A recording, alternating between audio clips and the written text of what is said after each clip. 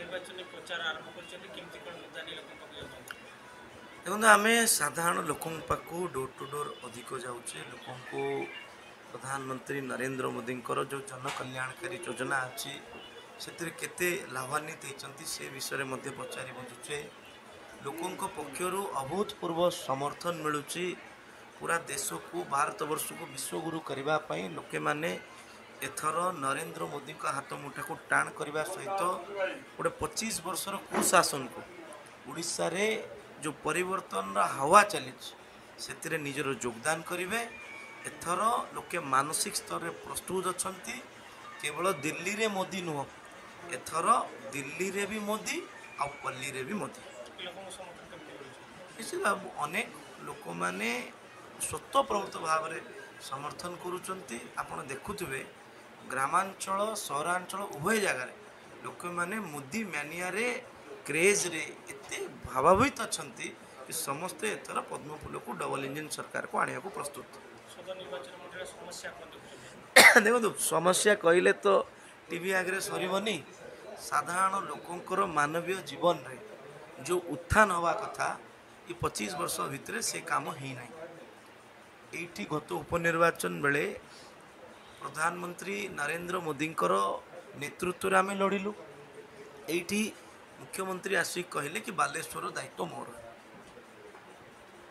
ମାଳ ମାଳ ନେତା ରାତିରେ ରହିଲେ, ଅନେକ ପ୍ରତିଶ୍ରୁତି ଦେଲେ, କିନ୍ତୁ ହେଲା କ'ଣ?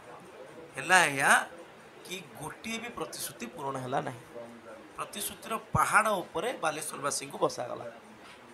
ଆଜି ସେଇ ପ୍ରତିଶ୍ରୁତି ପୂରଣ ନ ହୋଇଥିବା କାରଣରୁ ଲୋକଙ୍କ ଭିତରେ ଜନ ଅସନ୍ତୋଷ ଅଛି। ସେଇ ଜନ ଅସନ୍ତୋଷକୁ ଆମେ ପୁଞ୍ଜି କରିବା।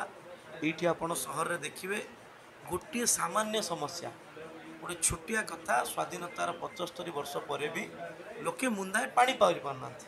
ସ୍ୱଚ୍ଛ ପାନୀୟ ଜଳ ବାଲେଶ୍ୱରରେ ସ୍ୱପ୍ନ ହେଇଛି। ଆପଣ ଅଧିକାଂଶ ୱାର୍ଡ଼ରେ ଯିବେ, ସହରରେ, ମୁଁ ଗ୍ରାମାଞ୍ଚଳ କଥା ତ ଆହୁରି ଭୟାବହ ସ୍ଥିତି। ସହରରେ ଅଧିକାଂଶ ୱାର୍ଡ଼ରେ ପିଇବା ପାଣି ମିଳିପାରୁନାହିଁ, ଗୋଳିଆ ପାଣି ଆସୁଛି। ତେଣୁ 25 ବର୍ଷ ଭିତରେ କ'ଣ ବିକାଶ ହେଇଛି ଏଇଟା ହିଁ ତାର ନମୁନା। ଲୋକେ ଏଥର ଡବଲ ଇଞ୍ଜିନ୍ କରିବେ, ଡବଲ ପଦ୍ମ କରିବେ। ପଲ୍ଲୀରେ ଦିଲ୍ଲୀରେ ବି ମୋଦି ଆଉ ପଲ୍ଲୀରେ ବି ମୋଦି କରିବେ। ଯଦି ଆପଣ ବିଧାୟକ ହେଉଛନ୍ତି ସଦର ନିର୍ବାଚନ ମଣ୍ଡଳୀ ପାଇଁ କ'ଣ କରିବେ? ଦେଖନ୍ତୁ ମୋର ପ୍ରାଥମିକତା ରହିବ ଲୋକଙ୍କର ସୁଖ ଦୁଃଖରେ ସାମିଲ ହେବା।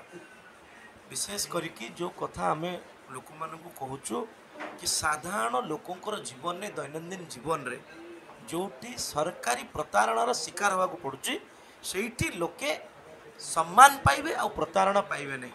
ଥାନା ହେଉ, ଡାକ୍ତରଖାନା ହେଉ, ମ୍ୟୁନିସିପାଲିଟି ହେଉ, ବ୍ଲକ ହେଉ, ଯେଉଁଠି ଲୋକେ ପ୍ରତାରଣାର ଶିକାର ହେଉଛନ୍ତି, ଯେଉଁଠି ଲୋକଙ୍କୁ ବିନା ପଇସାରେ କାମ ହେଇପାରୁନାହିଁ, ହାତ ଗୁଞ୍ଜା ଦେଲେ ହିଁ ଗୋଟେ ଫାଇଲ ମୁଭ୍ ହେଉଛି, ସେ କଥାକୁ ବନ୍ଦ କରାଯିବ।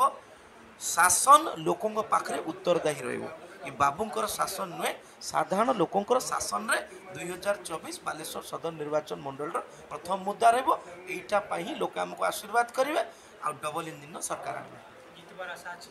ନିଶ୍ଚିତ ଭାବରେ ଆମେ ପ୍ରାର୍ଥୀ ଯେତେବେଳେ ହେଇଛୁ ଲଢ଼ୁଛୁ, ଭଗବାନଙ୍କର ଆଶୀର୍ବାଦ, ଜନସାଧାରଣଙ୍କର ଆଶୀର୍ବାଦ, ଆମ ଗୁରୁଜନମାନଙ୍କର ଆଶୀର୍ବାଦ, ଆମେ ଲଢ଼ୁଛୁ ମାନେ ଜିତିବା ପାଇଁ ହିଁ ଆଶା ଅଛି।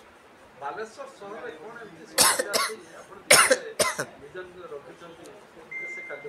ଦେଖନ୍ତୁ ଶ୍ୱେତପତ୍ର ଆସିଲେ ସବୁ ଜିନିଷ ଆପଣ ଜାଣିବେ, କିନ୍ତୁ ବାଲେଶ୍ୱର ସହର 25 ବର୍ଷର ଲମ୍ବା ଶାସନରେ ଯେଉଁ ପଛଘୁଞ୍ଚା ହେଇଛି, ବିକଶିତ ଭାରତରେ ଯଦି ଗୋଟିଏ ସହର ବିକଶିତ ହେଇଥିବ ସେଇଟା ମୁଁ ଦମ୍ଭୋକ୍ତିର ସହିତ କହିବି, ସେଇଟା ହେଲା ବାଲେଶ୍ୱର।